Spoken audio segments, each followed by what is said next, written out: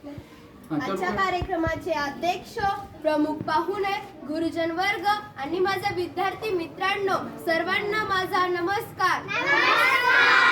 माझे नाव आनंदी बाळासाहेब गायकवाड, वर्ग 7वा. आज आपण आपल्या शाळेत संविधान दिन साजरा करत आहोत.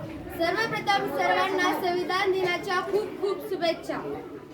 दलितांचे ते तलवार होऊन गेले, दलितांचे ते तलवार होऊन गेले, अन्यायाविरुद्ध प्रहार होऊन गेले.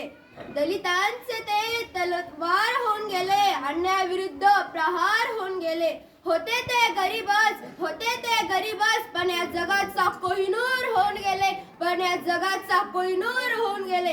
अरे या सुशिक्षितांना अजून कसं कळत नाही, अरे या सुशिक्षितांना अजून कसं कळत नाही. वर्गाच्या बाहेर बसून सुद्धा भारतीय संविधान लिहून गेले, भारतीय संविधान लिहून गेले.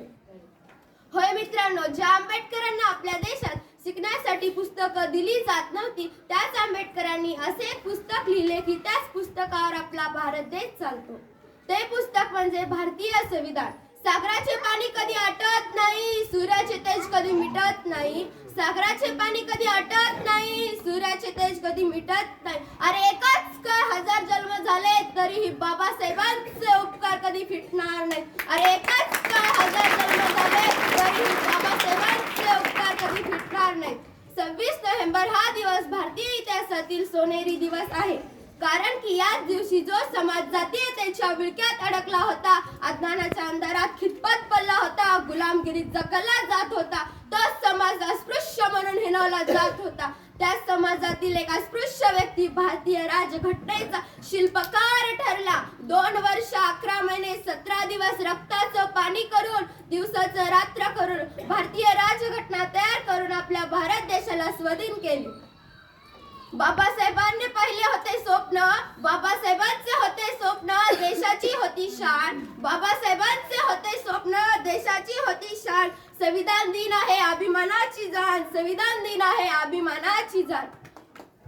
मित्रांनो, भारतीय संविधान हे जगातील सर्वात मोठे संविधान आहे.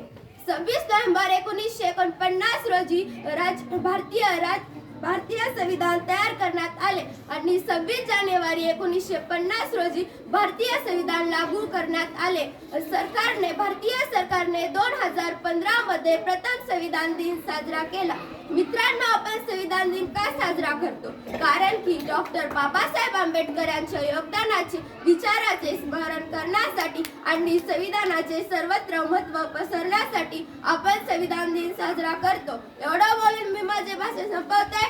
जय हिंद, जय महाराष्ट्र.